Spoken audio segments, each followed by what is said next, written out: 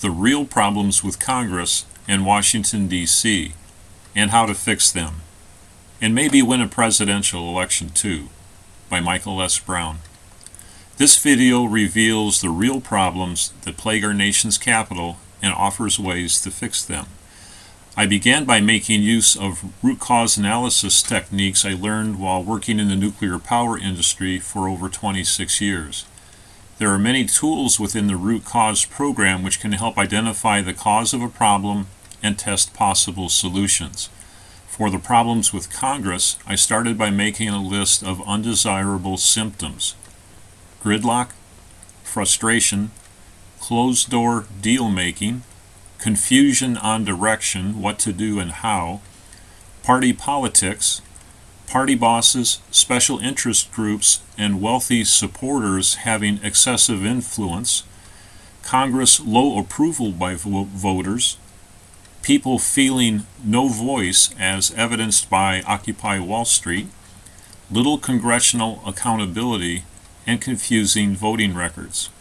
After studying this list, I concluded the problems can be simplified by designating two main themes. Theme number 1 is what should be done, and theme number 2, how to get things done. Next, I proceeded to study each theme independently.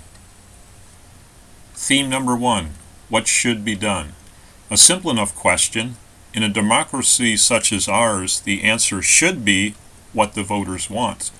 But how do we know what the voters want? There are a number of highly leveraged public opinion polls where the responses of small numbers of voters are extrapolated to assess what the general population might want. The problem with this approach is that only a small number of voters are asked for their opinion. Were you asked? Secondly, trying to extrapolate a small data set is inherently imprecise. So what's a better way? Ask each voter what their opinion is on a selected topic. Is this really possible?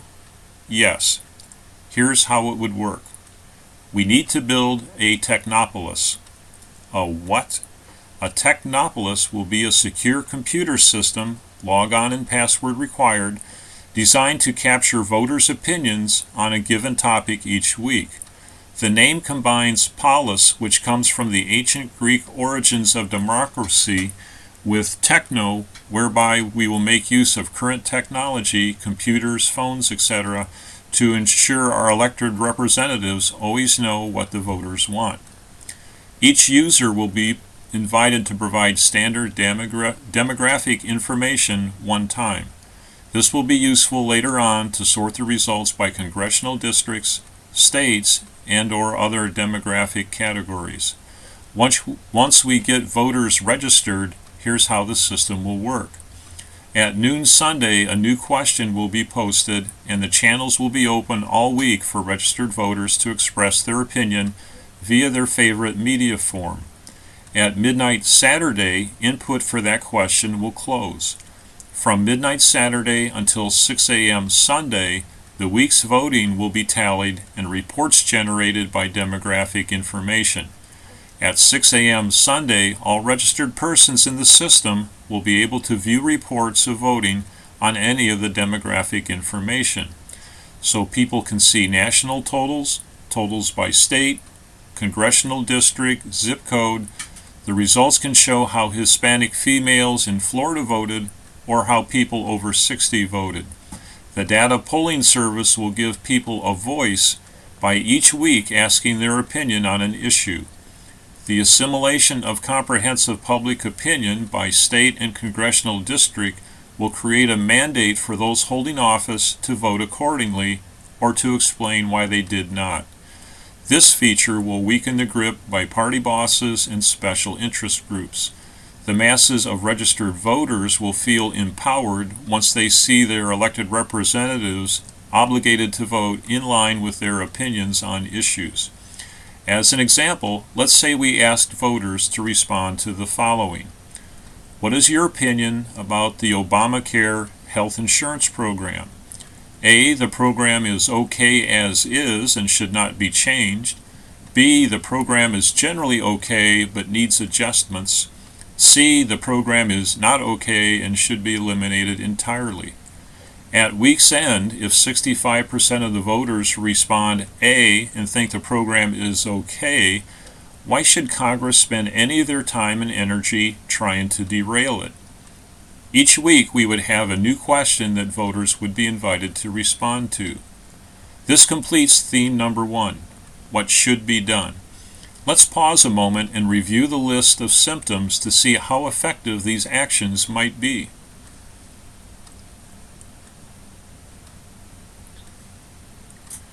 I hope you can see how solving this first theme goes a long way to knocking out many of the initial symptoms, but we're only halfway there. We need to examine theme number 2, how to get things done. Theme number 2, how to get things done. For this second theme, we need a close inspection of how things are currently done. The current paper and voice process for working congressional bills is needlessly complex and inefficient. A close examination of the body and amendments of a typical bill might show 15 incremental items, 5 good items, 5 bad items, and 5 in-the-middle items. A single yes-no vote is expected on the collection. If one votes yes to get the good things, the bad things get approved too. If one votes no to block the bad things, the good things don't get approved. How would you vote on such a bill? The complexity of current bills is a significant contributing factor to gridlock, to confusing voting records, and to closed-door deal-making. The current paper and voice system for processing bills is slow, cumbersome, and inefficient. Solution to theme number 2. How to get things done. The best solution to how to get things done is congressional electronic line item approval. This would break down the typical 15-item bill into 15 separate entities, each without amendments, each to live or die on its own merits.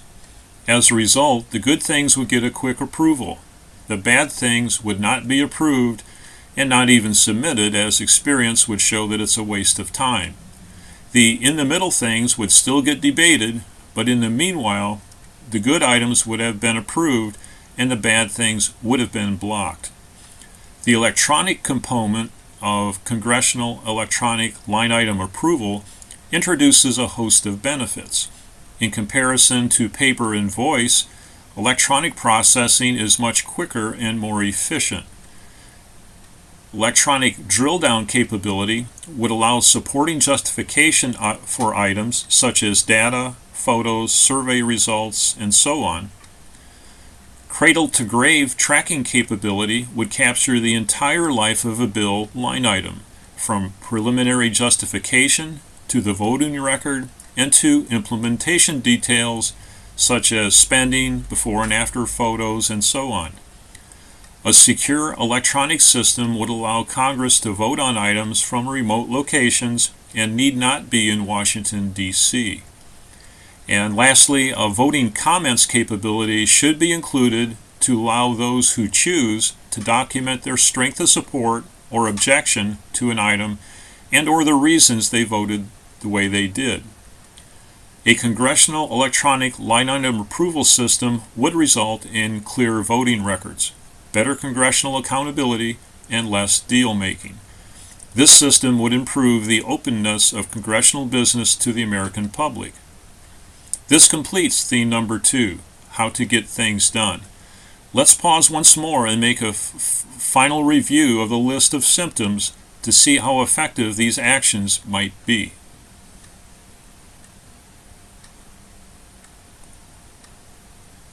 I hope you can see that by taking on the 2 themes I identified would eliminate this list of symptoms. Are we done yet? Not quite. What about presidential candidates?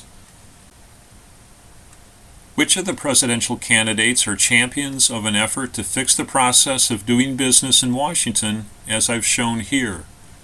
None. The candidates are hotly debating incremental issues, each with their own programs and plans. But none, not even one candidate, has the data that shows what the voters actually want. None are committed to asking voters on a continuing basis what they want to do about issues of the day. So now we have two sets of problems. Problem number one is the process of doing business in Washington is broken, or at least not as efficient and effective as it could be. Problem number two is that none of the presidential candidates acknowledge this. The result? It won't matter which candidate wins. If we don't fix the process of doing business in Washington, the next president of our country will have to endure the symptom list every day of his term. You might ask President Obama how much fun that is. It doesn't have to be that way. Get the candidates to take on reforming the way business is done in Washington. Get them to make a technopolis. Get them to propose congressional line item approvals. We need these reforms to tackle the challenges that face us. Our children will need these reforms too. Let's create a political climate that isn't fraught with frustration and anxiety. We can do it. The journey begins with you and with me. Let's begin today. That's the end of this video. Thanks for watching. Please subscribe to my YouTube channel so you can be notified of future releases. And lastly, please tell your friends about this site. Take care.